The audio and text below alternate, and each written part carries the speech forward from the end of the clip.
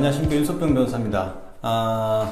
지금 제가 설명드리려고 하는 거는 대여금 청구라든지 약정금 청구를 할 때 그 변제기라는 거 있죠. 변제기라는 게 뭐 어떤 건지, 그 변제기는 쉽게 말해서 갚아야 될 시기를 말하거든요.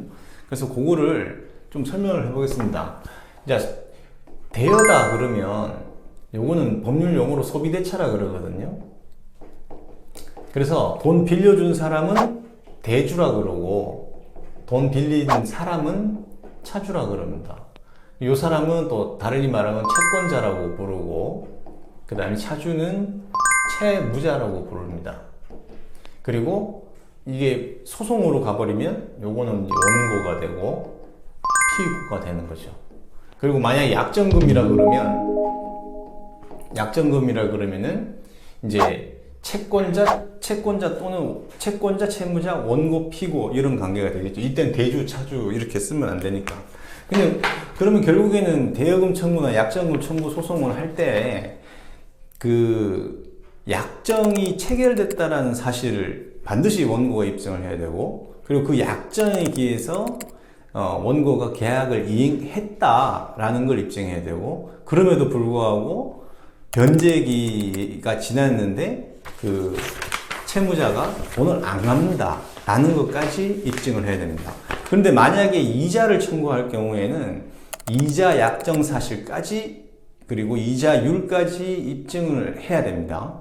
그 이자 약정이 없는 경우는 이제 소송을 할 경우에는 그냥 개인들 간에는 민법상 연 5%를 적용하고, 계약 당사자 중에 누구 한 사람이라도 상인이 있는 거, 법인이거나 개인 사업자거나 있는 경우는 연 6%를 정하게 됩니다. 그리고 지연손해금은 이제 변제기가 지난 사실에 대해서 입증을 하면 이제 지연손해금까지 붙이게 되는데, 통상은 약정 이율을 지연손해금 비율로 보통은 보고 있습니다.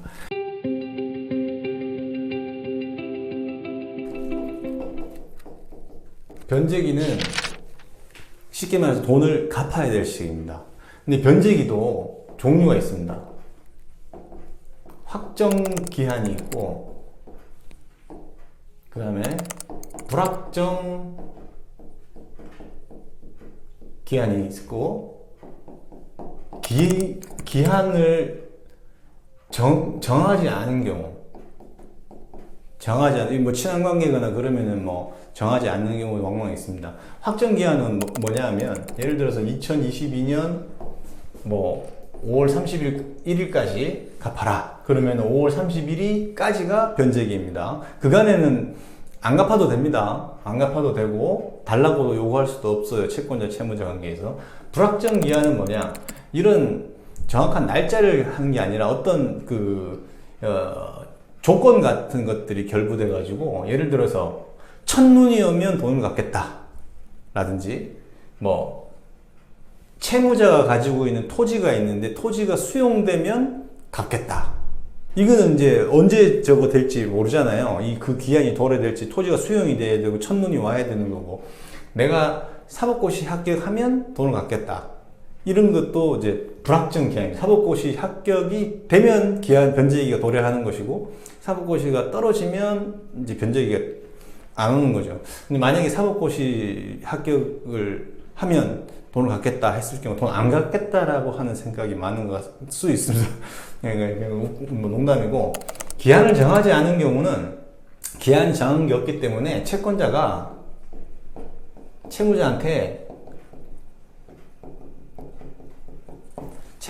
돈 갚아라 라고 독촉을 해야 됩니다. 독촉. 법률 용어로 최고라고 하는데, 독촉을 하고, 요게 독촉 기간이 채무자가 변제할 수 있는 그 기한, 사회적 통념상 상당한 기간을 경과한 다음에 변제기가 지나는 것으로 되어 있어서, 그 상당한 기간이라고 하는 거는 조금 사안마다 다를 수가 있습니다. 그래서 변제기는 이렇게 되어 있는데, 확정 기한은 계약서상에 명시가 되어 있으니까 이게 지난 것은 입증할 필요가 없어요. 근데 불확정 기한이나 기한을 정함이 없는 경우는 입증을 해야 될 게, 원고가 불확정 기한이 도래했다라는 사실, 하고, 그 다음에 기한이 정함이 없는 거는 내가 돈 달라고 요구를 했는데 상당 기간이 지났는데도 안 줘주더라, 이렇게 그런 사실을 입증을 해야 됩니다.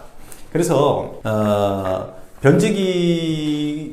변제기는 보통 대부분은 이제 언제까지로 이제 날짜를 특정하기 때문에 그 기간이 소송을 하면 기간이 지났는지 안 지났는지를 확인을 누구나 다 알 수 있거든요. 그래서 그거는 입증이 불필요하지만, 나머지 불확정 기한하고 기한을 정하지 않은 경우에는 아까 제가 말씀드렸던 그런 요건들을 입증을 해야 이제 원고가 승소할 수 있습니다.